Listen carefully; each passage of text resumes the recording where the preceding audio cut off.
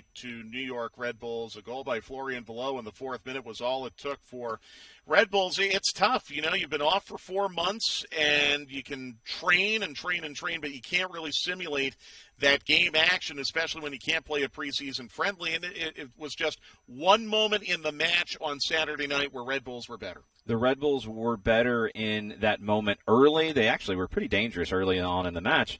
But then also David Jensen with the big save at the end. Atlanta was the better team through the 90 minutes. The Red Bulls were better in the key moments. Statistically, Atlanta United in some metrics dominated the match, especially in the second half. 10 shots in the second half, but unable to get anything by Jensen, including at the very, very end, a big save on an Adam John header right at the death.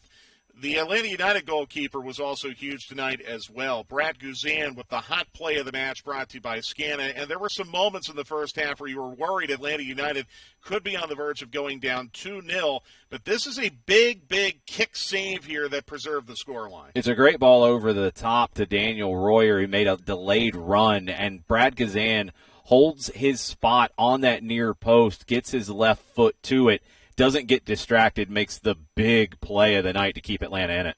And, in fact, right after that, George Bello almost equalized. So that could have proven to be a result-saving moment for Brad Guzan, the hot play of the match, brought to you by Scana. Not to be, though, but the man of the match is also Brad Guzan, brought to you by Heineken. And Brad was really pressed into some difficult moments early in this match, especially in the first half tonight. 3 big saves, but also some plays like that one where he steps out in front of a cross. Some big plays from him tonight were not on saves. His distribution was very good, especially on his throws. Brad Guzan was one of the Atlanta players who was locked in from the get-go, and he earned this Man of the Match award, and he kept Atlanta in it and gave them an opportunity to find a point. And I think one other thing that we forget is you had a center-back pairing that was playing together for the first time. Meza, Robinson, and Franco Escobar. And when that happens, the goalkeeper really has to take charge of the communication, doesn't he? It's very important because Meza and Robinson and Escobar didn't really have that connection. It showed on the goal. You need Brad Guzan to have the moments that he did.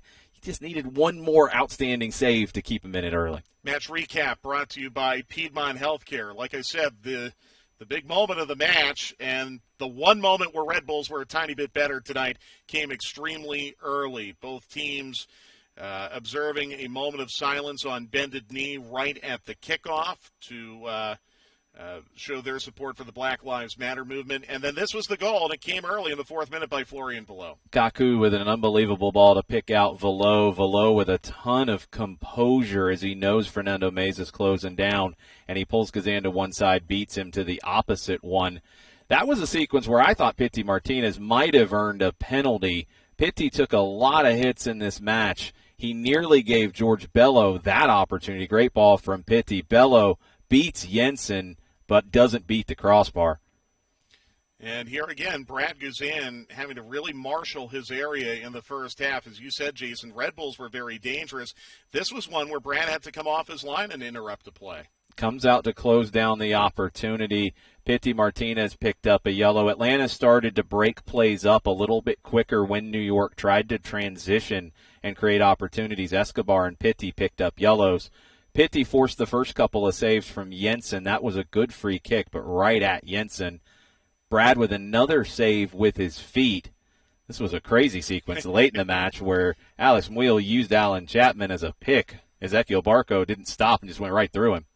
And this was when Atlanta United was really on the front foot at the end of the match. And here is Jeff Loreno is playing it up to Adam John. And boy, oh boy, Jensen saves the day for Red Bulls and gives them all three when it looked like Atlanta United could have had one. The match recap brought to you by Piedmont Healthcare. If this match is played in like September or October, it probably does not end with this scoreline. I'm not saying Atlanta United would have won, but I could have seen it being a draw. You put more than 4 shots on target out of 14. You create some more opportunities with, almost 70% of the possession. Atlanta United had more of the game than they typically do against the Red Bulls, but maybe a little less to show for it.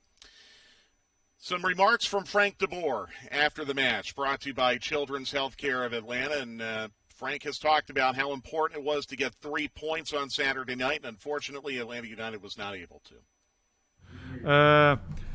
I think during the first half, I think we really played quite well and we created our chances. What I already mentioned, the cross from Brooks Lennon towards Manuel Castro was, I think, a 100% chance. George Bello, of course, had a great chance. PT maybe half a chance. So and we played, I think, quite well. We had our speed on the flanks. So in that case, I was satisfied. But football is a game of mistakes, and we have to understand that. Who makes less mistakes normally wins. And of course, also you have to mark goals. That's also an issue in the first half. I think we were better. They had maybe 3 very good chances, but I think we had also 200% chances. And so I said it in the half time that I was quite pleased how they played. But we have to start directly from the beginning and not after we received a goal against us. Second half, I think it was a little bit equal, the games, and we were very close with Adam Young at the end with a good header, but unfortunately, it wasn't given for us a draw. But I see a lot of positive things, but we have to understand, we are Atlanta United. We want to win every game, and that's the attitude that we want to see, of course. And we're never satisfied with, maybe a point or especially 0 points. I think Frank was right. I mean, you're looking at a situation where the team started slow, but overall, and in the first half as well, things worked pretty well. The midfield pairing worked pretty well. The speed that Atlanta United played at was good. The sharpness was the issue, and the mental focus early on. Maybe it's because of the delay in the start time. Maybe it's just because it's your first match in 3 months, but Atlanta wasn't good enough in those moments. The overall play, the speed of play, very good. Not good enough to beat the Red Bulls tonight. No doubt that a lot of things were not working in Atlanta United's favor really all day on Saturday, and the weather delay was a big part of that. Okay, Thursday morning. You know how we have 5 stripes after dark? We're going to have 5 stripes after dawn on Thursday. A 9 a.m. kickoff, Atlanta United against FC Cincinnati. And we will be here at Mercedes-Benz Stadium to bring you the AT&T countdown to kickoff before the match and all the coverage during and afterwards as well. Thanks to AT&T for this post-match report. We still have the entrance trophy, by the way. That's one thing Red Bulls don't have. And we'll see you Thursday morning.